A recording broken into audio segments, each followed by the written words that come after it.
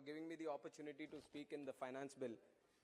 As members from Andhra Pradesh, especially from different parties, have been speaking about this finance bill or demand for grants for the last 7 years since the bifurcation of Andhra Pradesh, the demands have still remained the same, and I would like to just repeat some of them, which are very, very important even today, which is the special status bridging of resource gap, Polavaram project, formation of railway zone, metro, road, rail projects, establishment of Vizag-Chennai corridor, construction of educational institutions, and many more.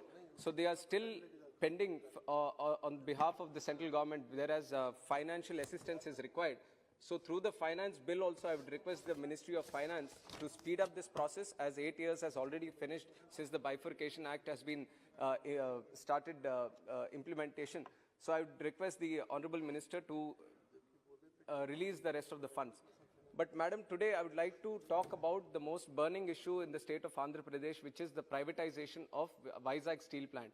And in principle, agreement has been taken by the cabinet saying that 100% disinvestment should be made in RINL Vizag Steel Plant. On behalf of Telugu Desam Party and the people of Andhra Pradesh, we totally oppose this decision of privatization of Vizag Steel Plant, Madam. And I would like to present my case by talking about the history of the inception of this plant. Around 7 to 8 years, under the slogan of Vishaka Ukku Andhrula Hakku, which means the steel of Vizag is the right of Andhra, the people of both Telangana and Andhra Pradesh came together and fought with the center for the establishment of the steel plant. 32 people have lost their lives.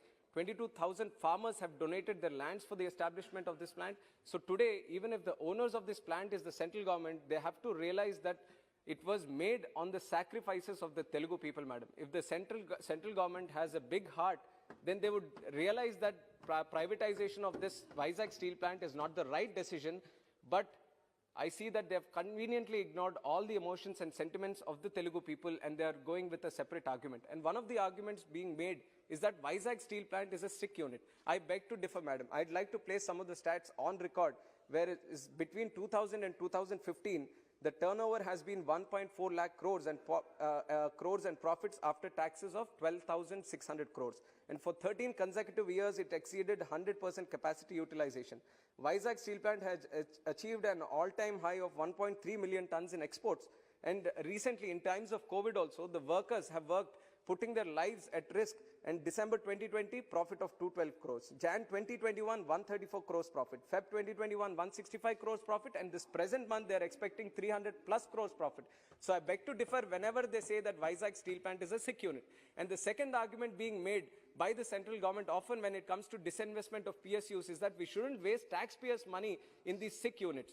First of all, I explained it's not a sick unit, but the second argument where taxpayers' money is being used. I'd like to present my case here also. Since the inception of the Vizag steel plant, the contribution from the central government to the plant has been 4,900 crores in terms of equity and 1,300 crores in terms of restructuring package. So the total amount given is 6,200 crores.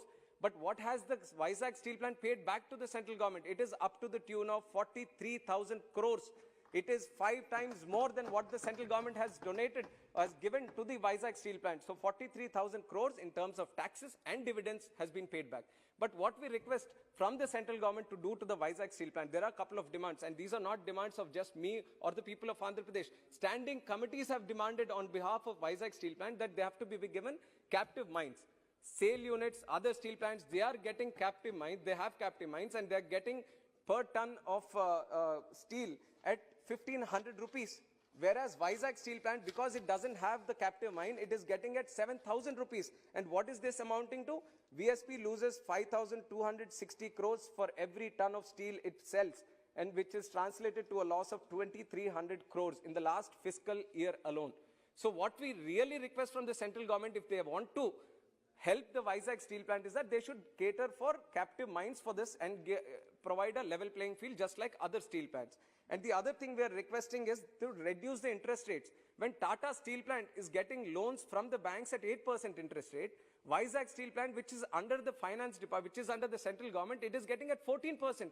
And this again is resulting in losses up to the fact of 1,500 crores just in interest payments, madam. And there are other solutions also. Why not club SAIL and RINL together and try to take everyone in the same line?